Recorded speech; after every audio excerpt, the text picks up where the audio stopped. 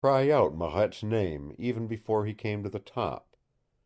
He wanted to reach up to her with his arms outstretched. But he came silently to her door and looked in. She lay in a crumpled, huddled heap on her bed.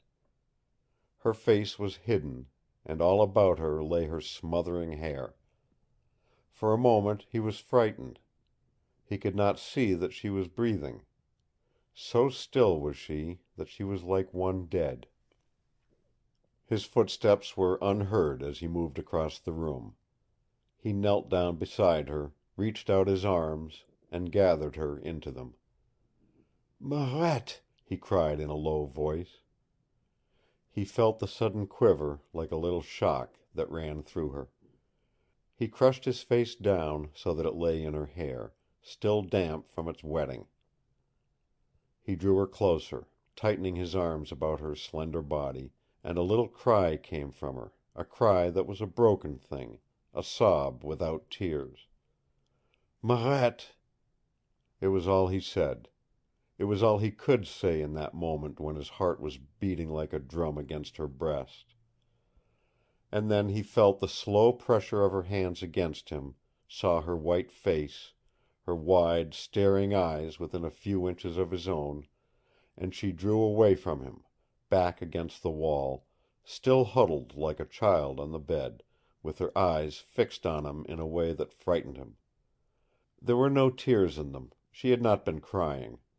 But her face was as white as he had seen it down in Kedsty's room. Some of the horror and shock had gone out of it. In it was another look as her eyes glowed upon Kent.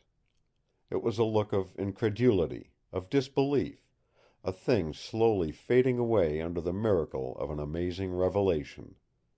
The truth thrust itself upon him. Marette had not expected that he would come to her like this. She had believed that he would take flight into the night, escaping from her as he would have run from a plague.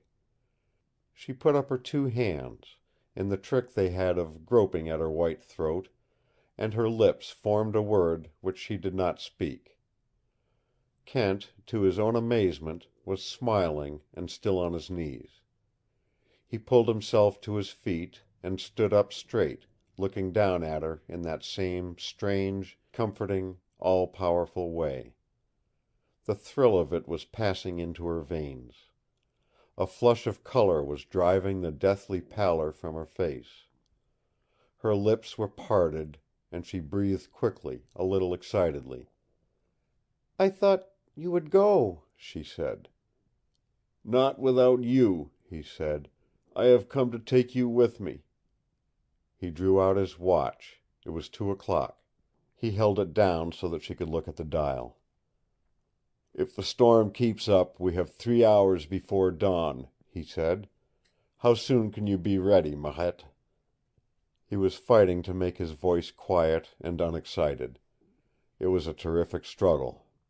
And Marette was not blind to it.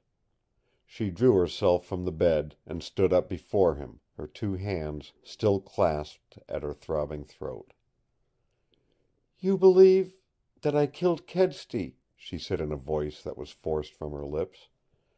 "And you have come to help me, to pay me for what I tried to do for you? That is it, Jeems?" "Pay you?" he cried. "I couldn't pay you in a million years. From that day you first came to Cardigan's place you gave me life. You came when the last spark of hope in me had died. I shall always believe that I would have died that night. But you saved me. From the moment I saw you I loved you, and I believe it was that love that kept me alive. And then you came to me again, down there through this storm. Pay you? I can't. I never shall be able to. Because you thought I had killed a man made no difference. You came just the same, and you came ready to kill, if necessary, for me. I'm not trying to tell myself why, but you did. You are ready to kill, and I am ready to kill, tonight, for you. I haven't got time to think about Kedsty. I'm thinking about you.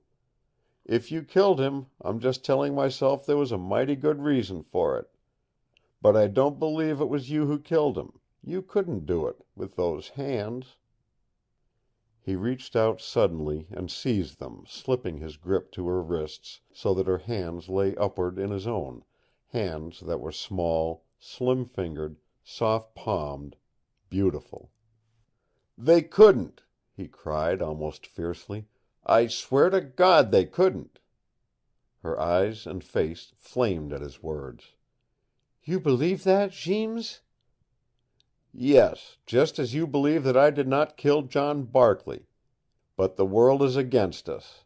It is against us both now, and we've got to hunt that hidden valley of yours together. Understand, Marette? And I'm rather glad." He turned toward the door. "Will you be ready in 10 minutes?" he asked. She nodded. "Yes, in 10 minutes." He ran out into the hall and down the stair, locking the front door. Then he returned to his hiding place under the roof. He knew that a strange sort of madness was in his blood, for in the face of tonight's tragedy only madness could inspire him with the ecstatic thrill that was in his veins. Kedsty's death seemed far removed from a more important thing, the fact that from this hour Marette was his to fight for, that she belonged to him, that she must go with him. He loved her. In spite of whoever she was and whatever she had done, he loved her. Very soon she would tell him what had happened in the room below, and the thing would be clear. There was one little corner of his brain that fought him. It kept telling him, like a parrot, that it was a tress of Marette's hair about Kedsty's throat, and that it was the hair that had choked him. But Marette would explain that too. He was sure of it. In the face of the facts below he was illogical and unreasonable. He knew it. But his love for this girl, who had come strangely and tragically into his life, was like an intoxicant. And his faith was illimitable. She did not kill Kedsty. Another part of his brain kept repeating that over and over, even as he recalled that only a few hours before she had told him quite calmly that she would kill the inspector of police if a certain thing should happen. His hands worked as swiftly as his thoughts. He laced up his service boots. All the food and dishes on the table he made into a compact bundle and placed in the shoulder pack. He carried this and the rifle out into the hall. Then he returned to Marette's room. The door was closed. At his knock the girl's voice told him that she was not quite ready. He waited. He could hear her moving about quickly in her room. An interval of silence followed. Another 5 minutes passed. 10. 15. He tapped at the door again. This time it was opened. He stared, amazed at the change in Marette. She had stepped back from the door to let him enter, and stood full in the lamp glow. Her slim, beautiful body was dressed in a velvety blue corduroy. The coat was close-fitting and boyish. The skirt came only a little below her knees. On her feet were high-topped caribou boots. About her waist was a holster and the little black gun. Her hair was done up and crowded under a close-fitting turban. She was exquisitely lovely as she stood there waiting for him, and in that loveliness Kent saw there was not one thing out of place. The corduroy, the turban, the short skirt, and the high, laced boots were made for the wilderness. She was not a tenderfoot. She was a little sourdough, clear through. Gladness leaped into Kent's face. But it was not the transformation of her dress alone that amazed him.